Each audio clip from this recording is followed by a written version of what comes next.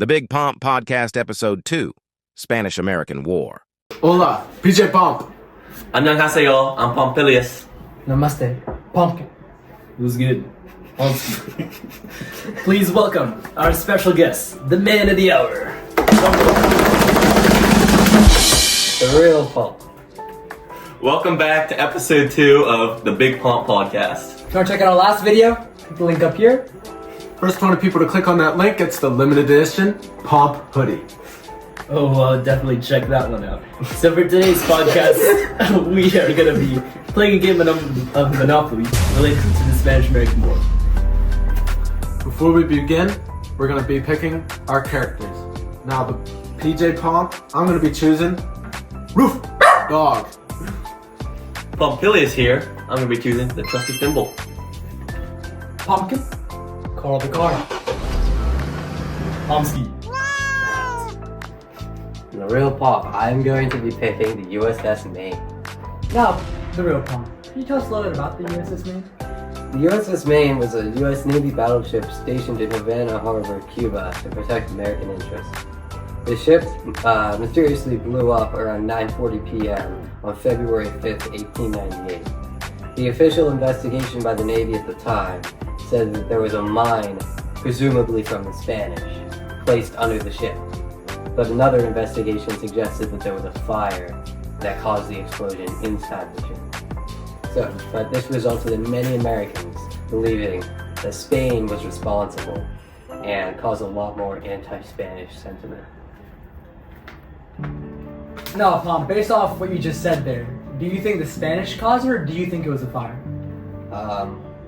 I think it was more likely it was a fire. More likely it was a fire. What do you guys think? I never liked the Spanish, so I'm going to say it was them. I'm going to back Pomsky. a 3.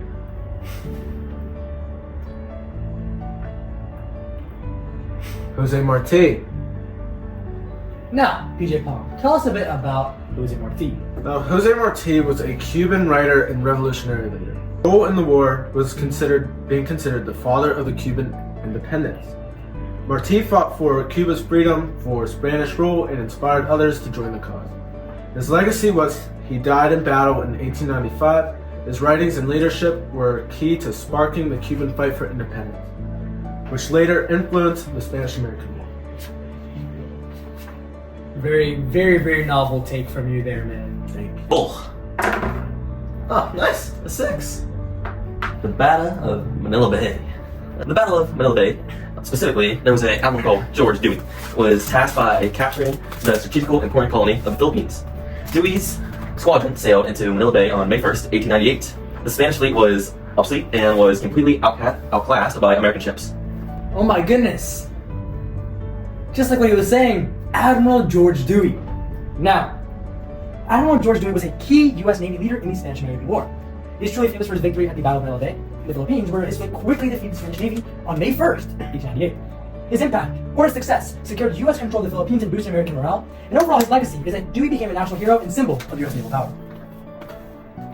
I must say, he's a very, very inspirational guy. He's got to be up there with great thinkers, Isaac Newton, Aristotle kind of guy. He's up there. It is Pomsky's turn. Oh, a 9. No way. This is the furthest one so far. The Battle of Santiago de Cuba. After the success at the Battle of Manila Bay, the focus shifted to the Caribbean and Admiral Pascual Cervera's fleet at Santiago de Cuba. This navy, led by Admiral William T. Sansom, trapped the Spanish fleet in Santiago Harbor with a naval blockade.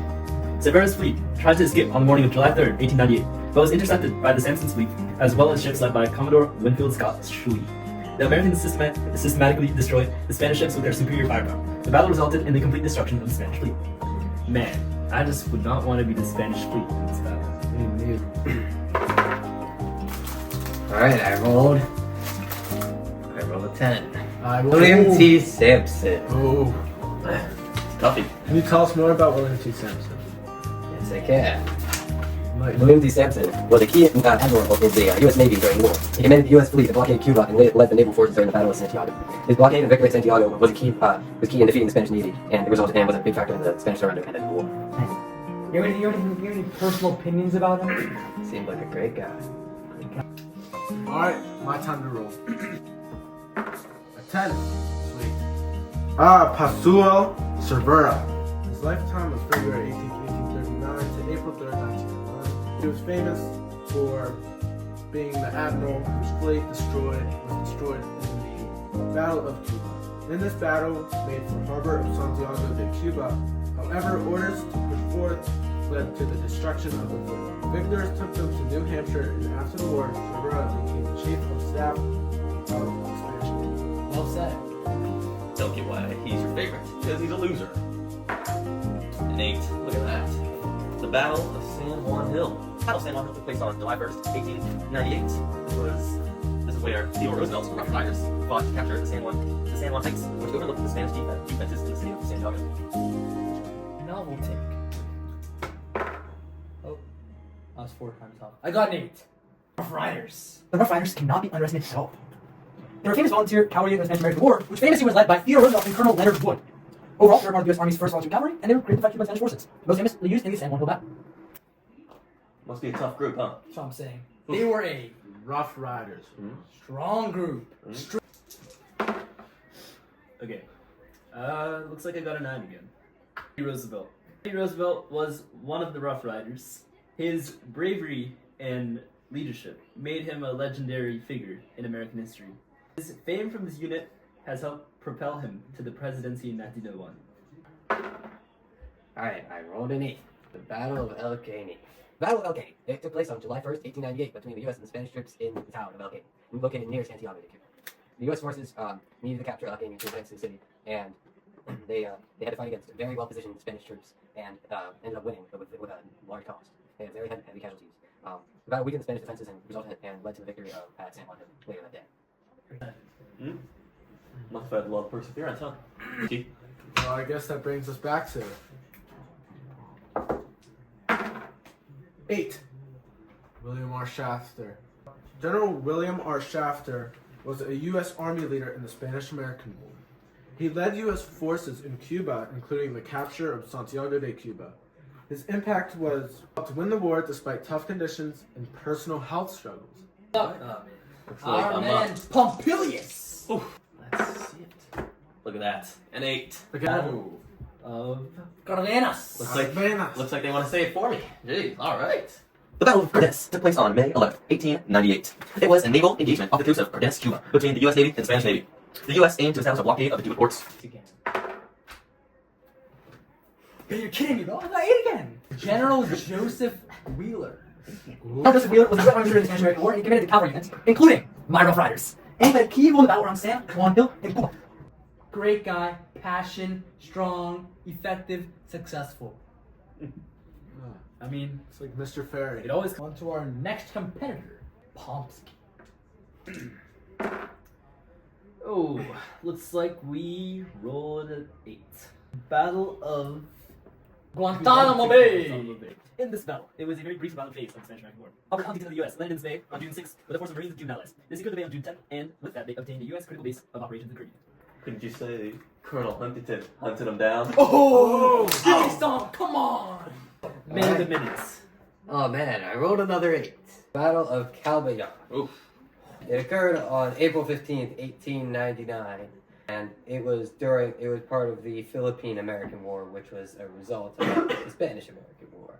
It was because the U.S. wanted to suppress the Filipino resistance after them taking over from the Spanish, and the U.S. Successfully captured the village after intense fighting. This was a very important moment in the war. Back to my turn. Let's see. Another 8. We'll see. Oh, breaking the cycle with an 11. What a significant treaty. Now, the Treaty of Paris ended the Spanish-American War. Here's a simplified summary. It was signed December 10th, 1898, when Spain gave up control of Cuba, which would then become an independent state. The U.S. gained Puerto Rico, Guam, and the Philippines from Spain, and the U.S. would pay Spain $20 million for the Philippines. The impact it had was it would mark the end of the Spanish Empire in the American and the Pacific, and it would also declare the U.S. a global power. Let's imagine what would happen if this was never signed. Would we be under Spanish control? would That's we a not good have question. our independence as a nation? It's a good point. The Philippines would be in shambles. Think about it that way, man. We cannot also forget, for many Filipinos, this was not just a war, this was their daily life.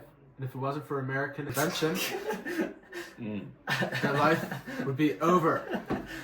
Well, I think we've all can agree we've had a pretty heated game of Monopoly. I think this calls for a treaty to end it. What should we call it? I propose the Treaty of Monopoly. Monopoly. Monopoly. Monopopon. Oh, Monopopon. I like that. Monopopon. Hey, civil discussion.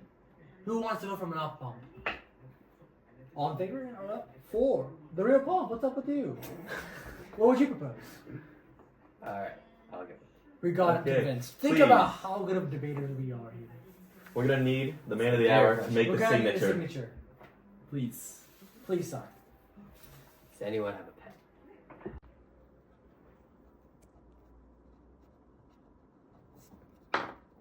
It's happening, guys. And there it is. The Treaty of Monopopon Oh has my been signed. Thank the Lord. What would we ever do without this?